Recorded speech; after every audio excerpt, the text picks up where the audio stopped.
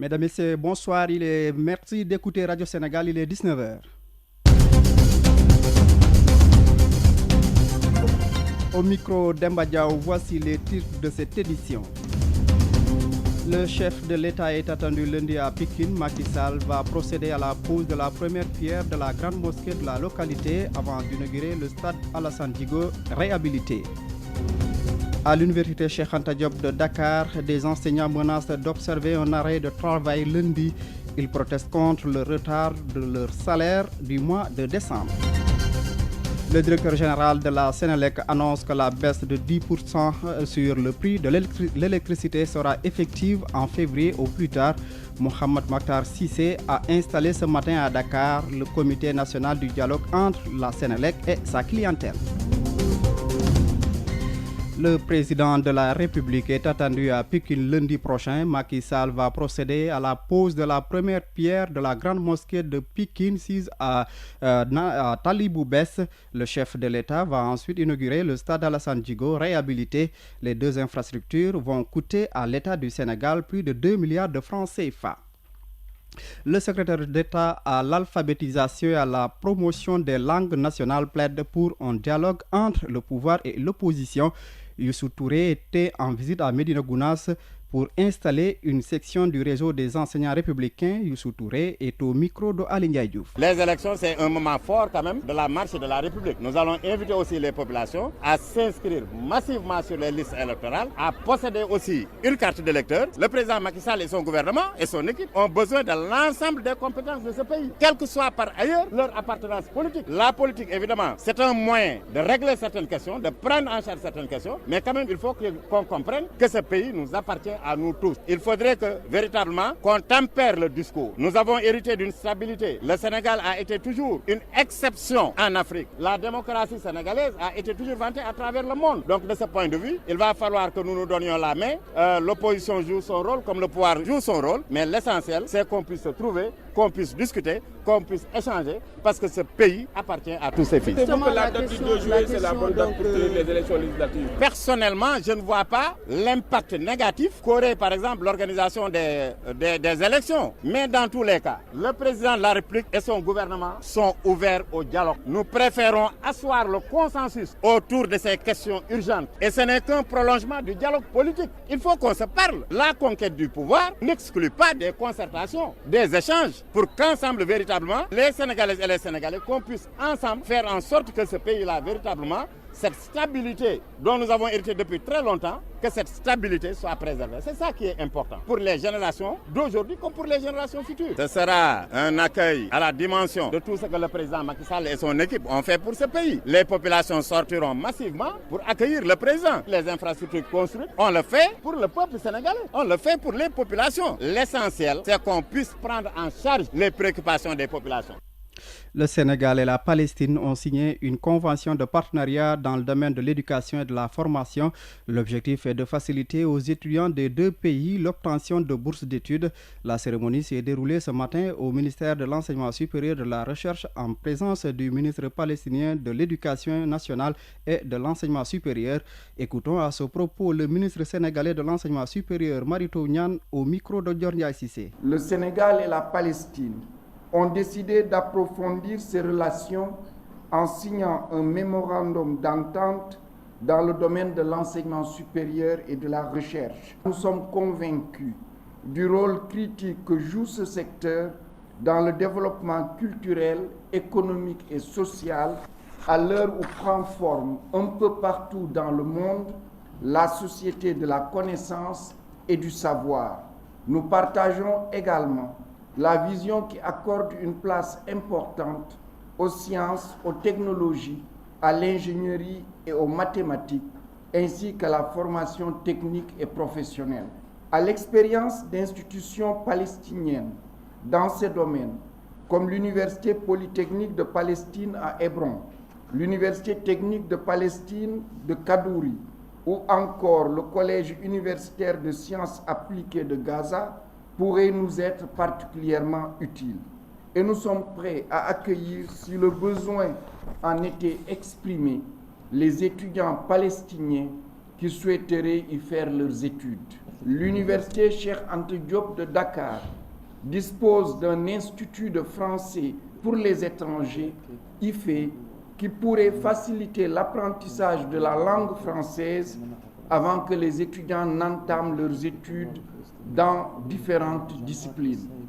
Les champs de coopération possibles dans le domaine de l'enseignement supérieur et de la recherche sont nombreux et je formule le vœu que nos institutions respectives s'approprient rapidement les opportunités offertes par la signature de ce mémorandum pour mettre en œuvre des projets de coopération concrets. Je vous le disais dans les titres, vers un arrêt de travail lundi prochain à l'université Cheikh Anta Diop de Dakar, enseignants et personnels administratifs de l'UCAD dénoncent le retard des paiements de salaire du mois de décembre. Ibrahima Dali Diouf, coordinateur du CS Campus de Dakar, est joint par téléphone par Aruna Diouf. Nous n'avons pas encore perçu de salaire. Cela cause véritablement de sérieux problèmes. Si l'on sait qu'ailleurs, les autres fonctionnaires et agents de l'État ont perçu leur salaire du mois de décembre bien avant les fêtes de fin d'année, ce qui leur a permis de toute façon de faire face aux différentes charges qui sont très nombreuses. Cela, nous n'avons pas eu cette chance-là. Nous n'avions rien dit, mais aujourd'hui, une semaine après la fin du mois, on se rend compte qu'on n'a toujours pas perçu nos salaires, ce que nous avons jugé quand même inadmissible. Et c'est un problème qui est récurrent au niveau de l'université. Chaque fin d'année, nous avons ces problèmes que nous avons toujours dénoncés, mais toujours pas de solution. Est-ce que vous avez pu joindre les autorités compétentes pour débloquer cette situation-là? Depuis la semaine dernière, on discute beaucoup avec monsieur le recteur. Effectivement, ce qui se passe, c'est que l'université Cheikh Anta Diop a un budget qui est très en deçà de ce qu'il devait être. Ce qui fait que l'année dernière, le budget de l'université avait pris en charge 10 mois de salaire. Donc les 2 derniers mois de salaire, on n'avait pas budgétisé cela. Et les conséquences, c'est qu'aujourd'hui, nous sommes là sans pouvoir avoir notre salaire. Donc nous, jusqu'à présent, le constat est que nous ne savons pas quand est-ce que nous aurons notre salaire. Lundi, nous avons convoqué une assemblée générale à partir de 10h, nos militants, et nous avons débrayé. Et cet arrêt de travail, c'est pour toute la journée. Et nous espérons qu'au cours de la journée, cette situation va être débloquée. Nos tentatives d'entrer en contact avec les autorités de l'université Cheikh Anta Diop de Dakar pour d'amples explications sont restées pour l'instant vaines, mais nous y reviendrons dans nos prochaines éditions. Radio Sénégal, l'actualité, par vous, pour vous, chez vous. Améliorer les relations entre la Sénélec et ses clients, c'est le rôle du Comité national du dialogue avec la clientèle de la Société nationale d'électricité. Le comité regroupe des représentants d'associations de consommateurs, des délégués de quartier, le clergé, des imams, entre autres. Pour le directeur général de la Sénélec, la structure va aider à parfaire la qualité du service et réduire les différends entre la Sénélec et ses clients. Le compte rendu de Djamila Koli. Manque de confiance, incompréhension, animosité, des sentiments qui ont toujours émaillé les relations entre la Sénélec et ses consommateurs. Aujourd'hui, la société d'énergie veut changer la donne, ce à travers la mise en place d'un comité national du dialogue entre elle et ses clients, une manière de renouer les liens sur de nouvelles bases. Son directeur général, Mohamedou Maktar Sissé. Les objectifs de la création de ce comité sont donc de créer une meilleure relation clientèle fondée sur la confiance, la proximité, l'écoute et l'assistance. Mieux répondre aux attentes et besoins des consommateurs, avoir des relais et des canaux d'information sûrs et disponible, construire une Sénélec plus soucieuse du développement économique et social du Sénégal. Un comité qui a du pain sur la planche, vu l'optimisme affiché par les représentants des consommateurs. Le président de l'Association des consommateurs du Sénégal, Momar Ndao. Quand il y avait des difficultés, des problèmes, des réclamations, le niveau d'écoute n'était pas suffisant. Ce comité national de dialogue avec la clientèle va permettre d'anticiper sur les difficultés et de pouvoir améliorer les moyens de traitement des réclamations. Et pour être à la hauteur des attentes, les différents représentants des consommateurs seront membres du comité national du dialogue entre la Sénélec et ses clients. Mohamedou Maktar Sissé. Mettre en place ce comité avec toutes les associations de consommateurs, avec tous les imams, mais aussi on a ciblé les délégués de quartier de toutes les régions du Sénégal en ciblant les corps de métier qui utilisent régulièrement l'électricité. Cette rencontre entre la Sénélec et les représentants des populations sera le lieu d'installer le comité national du dialogue entre la société d'énergie et ses clients. Les modalités d'application de la baisse du prix de l'électricité de 10% seront au cœur des débats. En marge de l'installation En marge de l'installation du comité national du dialogue entre la Sénélec et sa clientèle, le directeur général de la Société nationale d'électricité s'est exprimé sur la question de l'éclairage de l'autoroute à péage. C'est du ressort des concessionnaires selon Mohamed Makhtar Cissé. Par ailleurs, le directeur général de la Sénélec annonce que la baisse de 10% sur le prix de l'électricité est déjà effective. Mohamed Makhtar Cissé au micro de Jamila Koli. Vous savez que la facturation, c'est tous les 2 mois. Donc, comme la baisse, c'est pour 2017, donc ce sont les consommations de janvier et de février. Peut-être que vous payerez en mars sur lesquelles vous constaterez la baisse. Ça, c'est important de le préciser. Les modalités sont en train d'être définies avec Sénélec. Nous allons leur proposer la nouvelle grille tarifaire qui intègre ces 10% de baisse. Et les consommations de janvier et de février, quand vous les payerez, vous sentirez cette baisse de 10%. L'éclairage public n'est pas du domaine de Sénélec, c'est du domaine des collectivités locales. Et sur une autoroute, la concession, c'est de la responsabilité du concessionnaire. Le directeur général de la Sénélec, Mohamed Makhtar Cissé, sur Radio Sénégal à 19h12. Les bons points de la campagne de commercialisation de l'arachide à Médina Dakhar, les producteurs de cette localité du département de Tivaouane se sont déjà partagés plus de 300 millions de francs CFA. Les objectifs de vente sont largement atteints. Le seul point noir reste la faible densité des graines due à l'arrêt prématuré des pluies. Notre reporter Cheikh Fall s'est rendu au niveau de quelques points de collecte de Médina Dakhar. Reportage. Le point de collecte de Médina Dakhar ne désemplit pas. En cette journée où le soleil affiche un peu plus de 40 degrés, la canicule n'y change rien. Les producteurs prennent d'assaut ce Sékou qui polarise 115 villages. De Djokul Tabi, où il est originaire, Laman Fall a débarqué au Sékou de Médina Dakhar tout souriant. Le seul problème, c'est au niveau des poids. Cette année, l'arrêt prématuré des pluies a beaucoup joué sur les poids. Conséquence, je n'ai pas pu obtenir le même poids. C'est du ressort de Dieu. Nous l'acceptons. Ici, on ne connaît pas de bons impayés. Tout notre argent nous a été payé. Bara Ndiaye est le peseur et gérant de ce point de commercialisation. La campagne de cette année se déroule dans les normes. Bara, qui est assurément aux anges pour avoir atteint ses objectifs de collecte, alors que la campagne de commercialisation de l'arachide n'est pas encore bouclée, nous en donne les raisons. Pas de rupture. On a déjà commercialisé 100 tonnes. À l'heure où je vous parle, l'année dernière, je mettais à pareille heure à 30 tonnes. Cela veut dire que les graines sont un peu faibles. Les paysans qui s'en remettent à Dieu subissent les conséquences de l'arrêt prématuré des pluies. C'est cette seule cause qui justifie la faiblesse des poids des graines, mais aussi et surtout la déchéance des exportations. Pour certifier alors un poids qui va à l'étranger, il y a des normes. C'est la raison pour laquelle les gens ils se sont un peu retirés. On est vraiment libre par rapport aux exportateurs. Pas de bons impayés. Médina Dakhar est une vaste contrée du Cayor qui ne vit que de l'agriculture et principalement de l'arachide. C'est pourquoi l'on pense déjà à la mise en place des semences adaptées à la nature des sols. En attendant, la campagne de commercialisation bat son plein dans le nord-ouest du bassin arachidier qui a vu ses producteurs se partager un peu plus de 300 millions de non-francs depuis son ouverture le 1er décembre dernier. Tivaouane, Radio Sénégal, Cheikh Fall. Drame à Tivaouane, un jeune homme déséquilibré surnommé Prince a égorgé sa grand-mère. Le meurtrier a une réputation de drogué dans le quartier Ndout où s'est survenu le drame. Les membres de sa famille étaient absents. Le récit de Bassirou Silla. C'est Prince, un repris de justice réputé fumeur invétéré de chanvre indien qui a commis cet acte odieux. Revenu de la mosquée où il a effectué la prière du vendredi, le jeune homme qui, dit-on, ne détient pas tout le temps sa lucidité, a trouvé sa grand-mère toute seule dans sa chambre avant de lui porter des coups de machette jusqu'à l'égorger.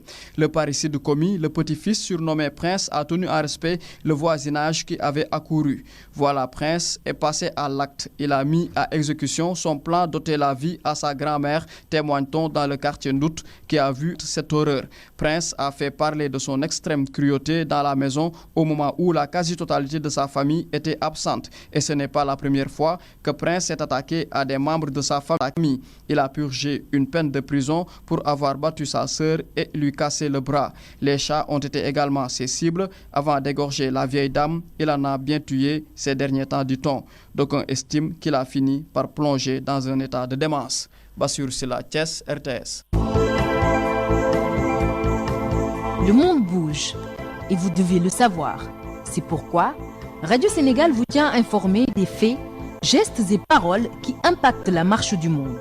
C'est géo, c'est politique et c'est international. L'actualité hors de chez nous, en Côte d'Ivoire, un accord aurait été trouvé entre les soldats mutinés et le gouvernement. À Bouaké, deuxième ville du pays, des militaires mutins réclament une augmentation de salaire, ainsi qu'à Abidjan, capitale économique du pays.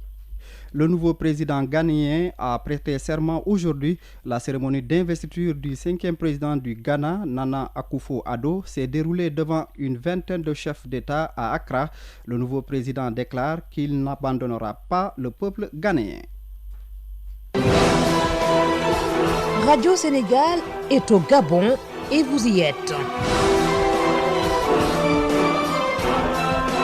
La CAN 2017 vient chez vous grâce à nos ondes. Du 14 janvier au 5 février, vous aurez tout sur la Coupe d'Afrique des Nations de football. L'équipe de Radio Sénégal sera avec les Lions du foot pour tout vous dire.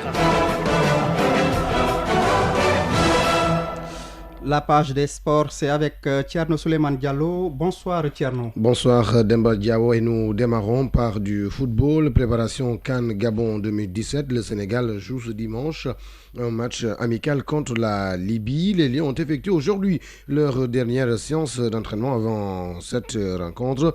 Cheikhou Kouyaté a été annoncé à août, de même que les joueurs venant du championnat anglais.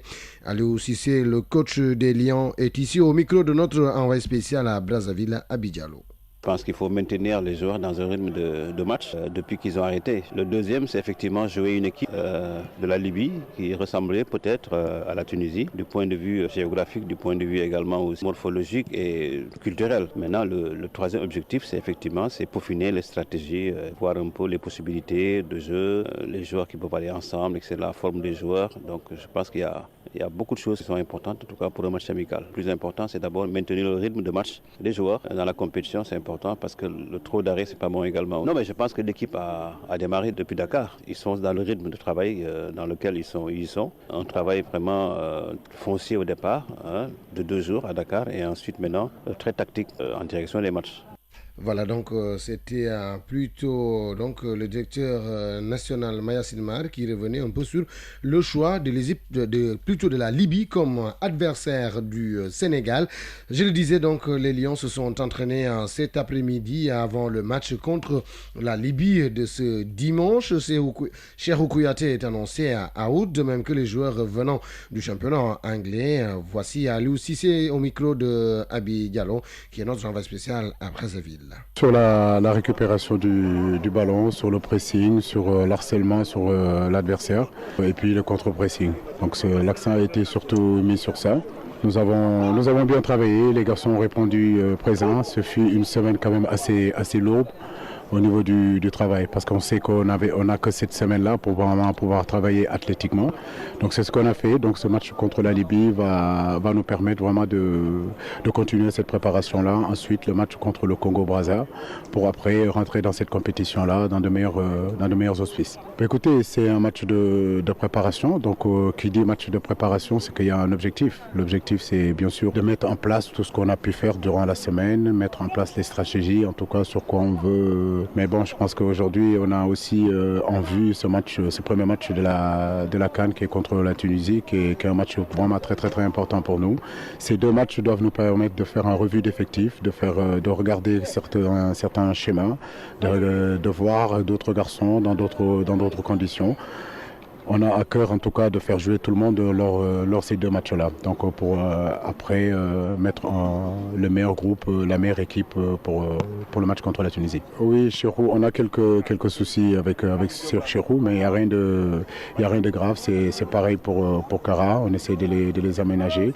Cheikhou a beaucoup joué sur les 2 dernières années, donc cette année aussi c'est un petit peu difficile. Il est venu avec une petite douleur derrière la cuisse. Donc, comme nous sommes sur des matchs de préparation, je crois que c'est essayer de l'aménager pour essayer de voir comment ça va se passer d'ici le match contre la Tunisie. Parce qu'on a à cœur quand même que les joueurs qui sont venus un petit peu tard, c'est-à-dire les Anglais, de les mettre un petit peu au repos et de les faire récupérer un petit peu. C'est le cas de Sadio, c'est le cas de Mam, c'est le cas de Cheikhou Kouyaté, Momo Diamé et puis Idrissa Gana Gueye. Non, je ne crois pas, sauf que s'il y a vraiment quelque chose qui me pousse à les faire jouer, j'ai vraiment l'intention de les laisser un petit peu au repos. Voilà, donc c'était là Aliou Cissé qui revenait juste après à cette séance d'entraînement d'avant match amical prévu ce dimanche contre donc la Libye. Nous faisons un retour chez nous pour parler de la deuxième journée de la Ligue 2. Victoire de Marguerite sur le port 1-0. En déplacement, l'AS Pikine a battu Diamono de Fatick 1-0. Djambar de Sali a disposé de la Douane 3-1. Génération Foot a battu Nyari Tali 2-0 et prend la tête de la première place. Et là, nous parlons donc de football à l'étranger avec la 17e journée de championnat italien, plutôt espagnol, avec cette défaite de Eibar sur sa pelouse face à l'Atlético de Madrid. Le Real de Madrid, lui, s'est promené devant Granada 5-0. Le Real, donc, il creuse toujours, qui maintient l'écart entre lui et le Football Club de Barcelone. 40 points, ça fait donc 6 points d'écart. Le Real reste toujours en tête. Les buteurs côté madrilène, on note Benzema, Cristiano Ronaldo, un doublé de Isco et de Casemiro. Demain à 19h45, retenez bien ce match qui va opposer Villarreal et FC Barcelone. Ce sera au stade El Nadrigol. Et puis en Serie A italienne, c'est la 19e journée ce soir à 19h45. Naples, Sampdoria de Gênes. Demain dimanche, Udinese, Inter, sans oublier à 19h45, toujours dimanche, Juventus, Bologne. Et puis du basket pour terminer, 6e journée du National 1 chez les dames. L'UGB a battu l'ISO 64-56 et messieurs, Saint-Louis Basket Club a pris le meilleur sur la JA 55-44. Alors que cette note ne va pas du tout plaire aux fans du FC Barcelone. Zidane qui boucle un an à la tête du FC Barcelone. Le bilan est immense, 54 matchs, 41 victoires, 11 nuls, 2 défaites et 3 titres remportés. Demba, j'espère que vous n'êtes pas barcelonais. Pas du tout. Voilà. Le dossier société de la rédaction. À 19h22, vous êtes sur Radio Sénégal à Matam. Les personnes vivant avec un handicap réclament un centre d'appareillage et des emplois. Ces personnes regroupées au sein d'une fédération régionale comptent bien se battre pour améliorer leurs conditions de vie. C'est l'objet du dossier société signé Alioune Tall. De la politique à l'enseignement, en passant par l'alphabétisation, le président de la Fédération régionale des personnes vivant avec un handicap a acquis une formation académique ainsi qu'une expérience professionnelle et politique. J'ai fait mes études élémentaires à Canel. Après l'entrée en 6e et le COP, je suis allé au lycée Faidherbe jusqu'en première. Ma terminale, je l'ai fait au lycée Van Vollenhoven de Dakar où j'ai obtenu mon baccalauréat. Après le baccalauréat, je suis inscrit à la faculté des lettres et sciences humaines au département espagnol. Ensuite, j'ai continué, mais pour des raisons de santé, j'ai interrompu les études. Dans ma carrière, j'ai commencé en 1996-2001 sur la politique, où j'ai été un des premiers membres du conseil d'administration de l'ARD de Saint-Louis. En ce moment, Matam n'était pas érigé en région. J'ai été conseiller municipal au niveau de la commune de Canel de 1996 à 2008. Après, j'ai quitté et j'ai constitué ma propre structure, ADEPROP, qui évoluait dans le cadre de l'alphabétisation. Ibrahima Koulibaly et ses camarades refusent la fatalité.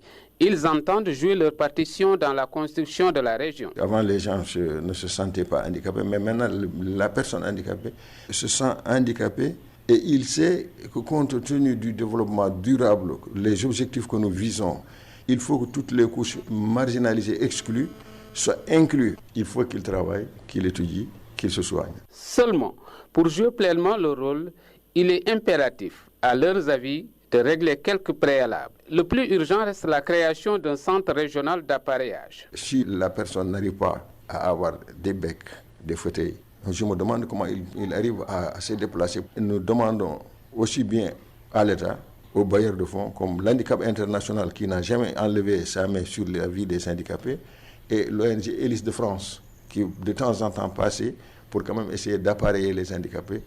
de nous aider afin qu'on puisse avoir un centre d'appareillage au niveau de notre région de Matam. L'administration locale est sensible à ces difficultés inhérentes à l'absence d'un centre d'appareillage qui pose un réel problème de prise en charge de cette couche de la population.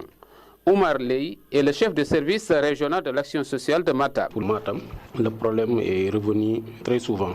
Les personnes handicapées qu'on rencontre au niveau de Matam ne peuvent pas être suivies par rapport à leurs besoins au niveau de la région. Donc ces personnes sont obligées d'aller à Dakar.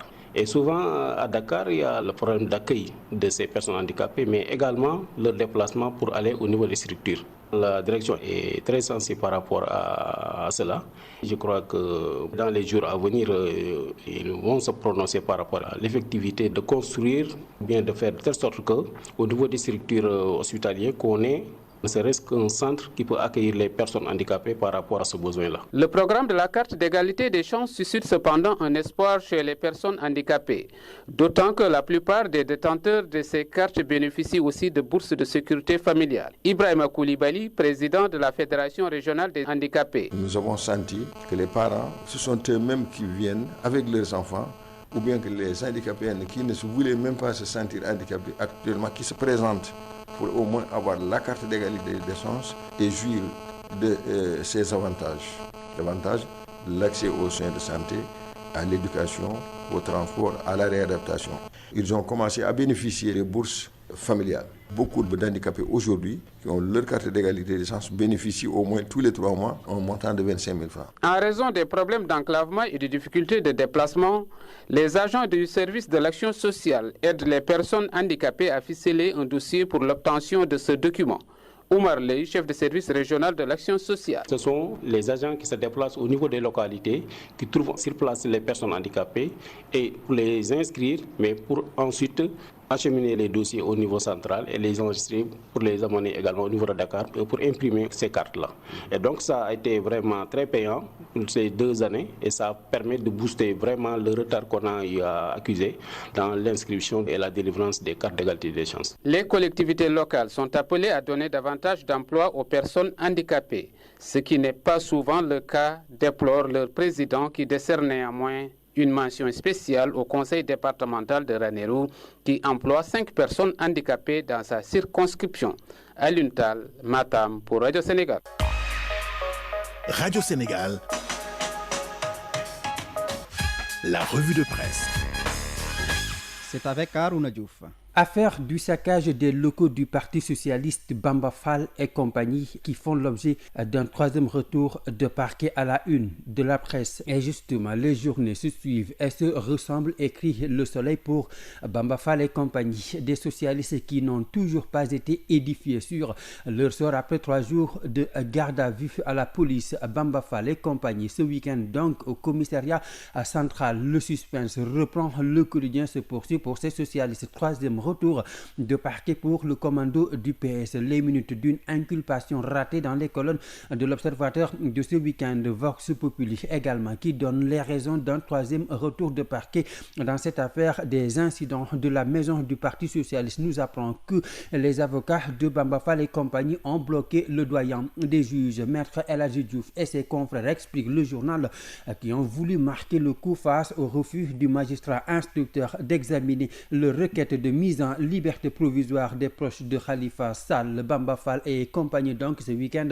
au commissariat central. Ahmed Diouf a reboussé la tribune de prédire alors le pire pour ces socialistes. Et d'ailleurs, c'est une aberration judiciaire de l'appareil judiciaire qui exerce, fustige le quotidien, une torture indicible sur les justiciables. Cet exil forcé de Bamba Fall et compagnie, regrette sucre salé du journal. Exil forcé qui se poursuit loin des crasseuses cellules de la police. Les magistrats, cela coule douce de façon magistrale chez cette crise au sein du Parti socialiste, analysée par Enquête Quotidien. Ce duel fratricide entretenu par Ousmane Tanor Dieng et Khalifa Sall, une bataille qui est restée jusqu'ici politique, bataille qui a glissé depuis avant-hier dans le domaine judiciaire, atteignant du coup un point de non-retour qui ne sera pas sans conséquence sur la marche du Parti socialiste, notamment sur son unité et sa cohésion, explique Hassan Baye. Quel gâchis, s'exclame alors la tribune pour qui avoir ce que le parti de Colobane était, ce qu'il aurait pu devenir. Force est de constater, indique El Hassan Sall,